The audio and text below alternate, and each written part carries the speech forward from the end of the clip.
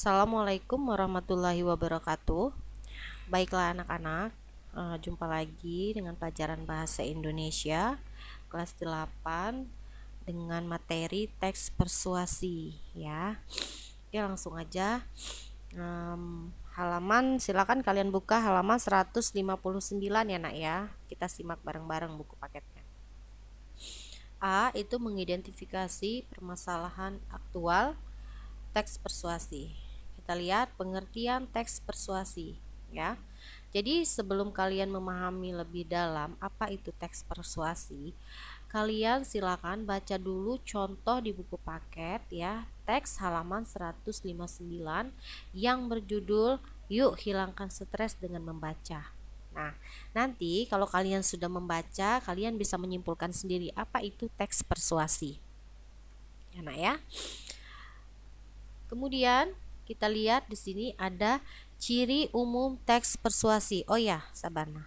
Di halaman 159 tuh, di situ ada teks yang berjudul Yuk Hilangkan Stres dengan Membaca ya, Nak. Nah, di sini ada. Silakan kalian baca, nanti kalian akan tahu itu apa ciri teks persuasi. Kalau sudah, kita lihat ciri umum teks persuasinya.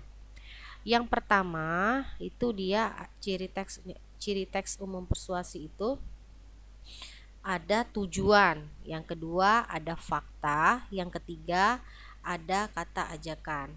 Nah, apa itu tujuan ya?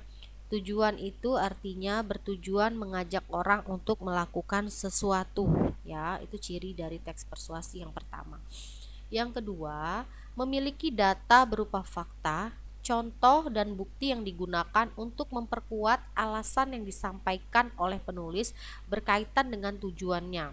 Nah ya, jadi ciri umum yang kedua itu dia memiliki harus ada fakta yang benar-benar terjadi, harus ada contohnya dan harus ada bukti yang digunakan untuk memperkuat alasan kita ya sebagai penulis. Kemudian yang ketiga, mengandung kata-kata ajakan seperti ayo, marilah, dan laksanakanlah. Jadi ciri umum dalam teks persuasi, ingat ya nak, itu dia adalah mengajak orang untuk melakukan sesuatu. Jadi kalau kita mengajak orang sesuatu itu, jadi di dalam kalimatnya itu pasti mengandung kata-kata yang bersifat ajakan. Contohnya seperti ayo, marilah, dan laksanakanlah. Apa? Ayo rajin membaca, ayo rajin membersihkan rumah, seperti itu. Jadi dia harus ada kata-kata ajakannya ya. Di dalam teks Yuk Hilangkan Stres dengan Membaca itu, di situ ada tujuan dan fakta dan kata ajakannya. Kalau kalian sudah membaca, di situ ada, nanti kalian akan tahu. Kemudian, berdasarkan ciri-ciri tersebut, teks persuasi berjudul Yuk Hilangkan Stres dengan Membaca dapat dianalisis sebagai berikut. Tuh. Yang pertama, tujuannya tadi mengajak orang untuk mengurangi stres dengan membaca. Jadi kalau kita stres ya, jadi kita mempengaruhi seseorang, yuk kita mengurangi stres kita dengan membaca gitu. Itu tujuannya. Kemudian yang kedua, faktanya. Nah, fakta di dalam teks itu tadi dikatakan bahwa penelitian yang dilakukan oleh ilmuwan Universitas Sussex. Nah, ini adalah faktanya. Faktanya itu dia melakukan penelitian, bukan asal-asal aja ya. Kemudian yang ketiga ada kata ajakannya. Nah, kalau di dalam kalimat persuasi itu dia harus ada kata ajakannya. Nah, di dalam teks Yuk Kita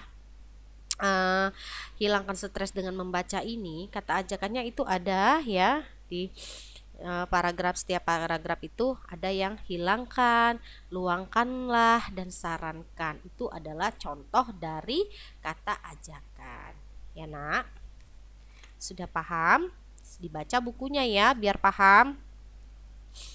Kemudian yang berikutnya ada struktur persuasi. Yang pertama itu ada pembukaan, yang kedua ada tesis, yang ketiga ada argumen, dan yang keempat ada rekomendasi. Apa itu pembukaan?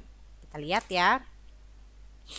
Pembukaan di dalam teks persuasi ya, itu adalah pembukaan memuat pandangan awal penulis yang menempatkan topik pada suatu rangkaian kalimat yang relevan. Pembukaan mengawali pembahasan topik permasalahan yang diangkat biasanya memuat anggapan umum masyarakat. Bagian ini bersifat opsional, artinya mana suka atau boleh ada, boleh juga tidak ya. Nah, ini adalah pembukaan. Kemudian yang berikutnya, yang kedua itu ada tesis. Tesis itu berisi gagasan umum penulis dari topik yang diangkat. Jadi, gagasan umum tersebut dapat didukung dengan teori atau pengetahuan penulis sendiri. Nah, pada bagian ini ya, penulis dapat menentukan arah topik permasalahan berdasarkan sudut pandang penulis itu sendiri. Itu adalah tesis. Yang berikutnya adalah argumen. Apa itu argumen? Argumen itu memuat alasan berupa bukti yang dapat mendukung tesis ya. Jadi argumen berisi pendapat penulis yang menjelaskan secara lebih mendalam tentang tesis yang diyakini kebenarannya melalui pengungkapan fakta-fakta. Nah, jadi di dalam argumen ini kita kan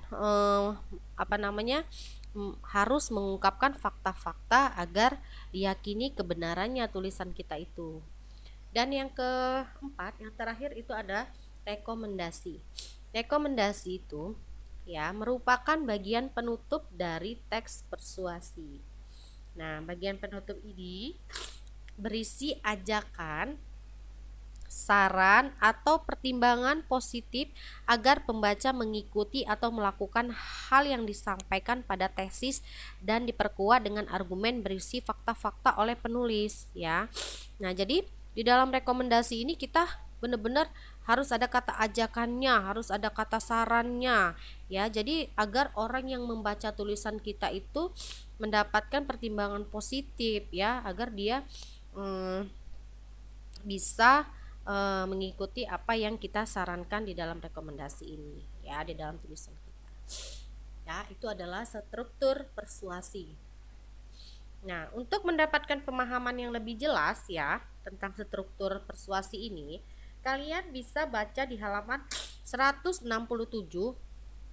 Itu ada teks persuasi yang berjudul kedisiplinan di sekolah. Nah, di situ ada kedisiplinan di sekolah itu adalah judul. Kemudian yang paragraf pertama ada tesis, biar kalian paham ya nak ya. Kemudian paragraf kedua, paragraf ketiga itu ada argumen. Paragraf berikutnya ada argumen lagi. Yang terakhir baru ada rekomendasi. Agar kalian tidak bingung, di sini kalian bisa membaca. Di sini sudah ada contoh dari teks persuasi yang menggunakan struktur. Ya nak, biar nggak bingung. Itu halaman 167, dibaca dan dipahami. Kemudian yang berikutnya ada kebahasaan teks persuasi. Jadi kebahasaan teks persuasi ini yang pertama dia menggunakan kata kerja yang menyatakan penjelasan ya. Apa itu kata kerja yang menyatakan penjelasan? Kata kerja ini banyak digunakan pada bagian pembukaan dan penyampaian tesis. Contoh, kata kerja yang menyatakan penjelasan adalah merupakan, ialah, dan adalah. Karena dia menjelaskan sesuatu ya, atau menjelaskan, jadi dia pasti menggunakan kata merupakan. Jadi kan merupakan apa, ialah apa, adalah apa, karena kan kita menjelaskan. Jadi dia menggunakan merupakan, ialah, dan adalah. Itu adalah kebahasaan teks persuasi yang pertama. Yang kedua, dia menggunakan konjungsi yang menyatakan tujuan dan penjelasan. Nah, konjungsi ini sering digunakan pada bagian tesis ya. Jadi konjungsi tujuan contohnya adalah agar, supaya, dan untuk. Nah, adapun contoh konjungsi penjelasan adalah bahwa.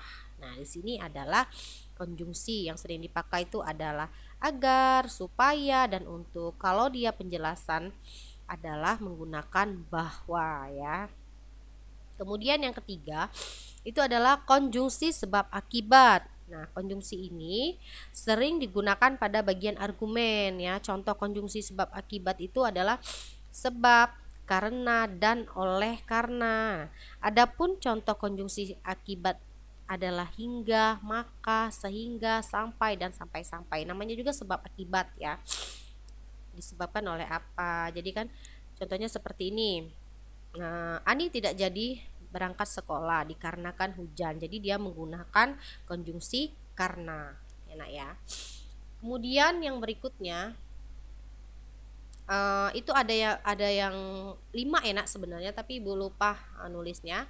Yang keempat, kata tugas yang menyatakan ajakan atau larangan. Kalian lihat di buku aja halaman 170 ya. Jadi kata tugas yang menyatakan ajakan digunakan pada bagian rekomendasi ya. Jadi contoh kata tugas ini adalah ayo, hendaknya, dan mari ya.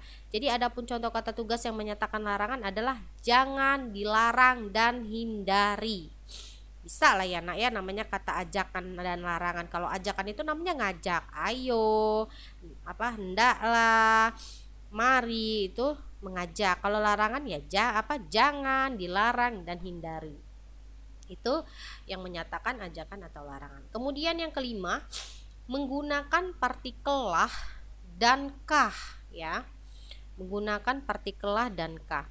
Jadi selain kata tugas, partikel lah dan kah juga sering digunakan bagian rekomendasi untuk mempertegas saran, ajakan, atau larangan yang disampaikan penulis. Nah, itu adalah rekomendasi ya. Jadi untuk mempertegas kesimpulan kita atau tujuan kita itu, jadi kita menggunakan partikel lah ya.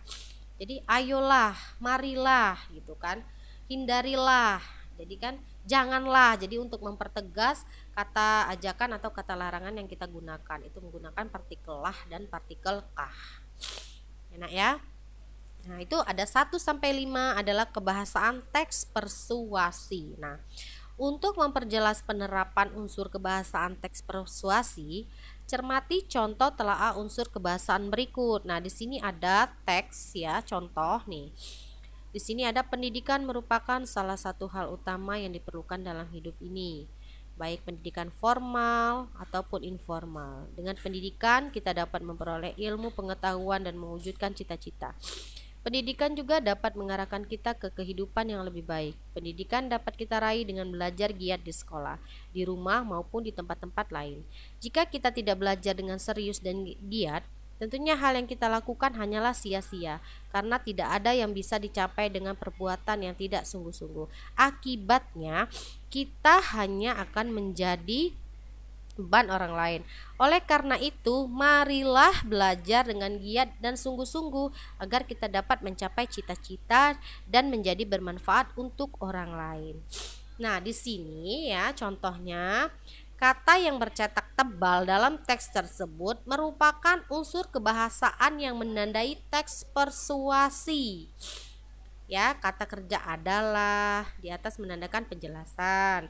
Konjungsi karenanya itu menyatakan penyebaban. Konjungsi akibatnya menandakan keterangan akibat. Dan kata tugas marilah menandakan ajakan. Ya nak ya. Nah, itu adalah kebahasaan teks persuasi. Jadi setelah ibu jelaskan ini, ibu berharap kalian paham apa itu teks persuasi. Silakan kalian simpulkan sendiri apa itu teks persuasi ya nak ya. Nah, kalau sudah, silakan kalian nanti kerjakan tugas ya, halaman 164 ya. Di situ ada aktivitas 3 ya. Kalian kerjakan, kemudian nanti dikirimkan ke WA ibu pribadi. Ya nak ya, cukup sekian pelajaran kita hari ini. Bila ibu ada kekurangan dalam menyampaikan materi, ibu minta maaf kepada Allah, ibu mohon ampun. Ibu akhiri, wassalamualaikum warahmatullahi wabarakatuh.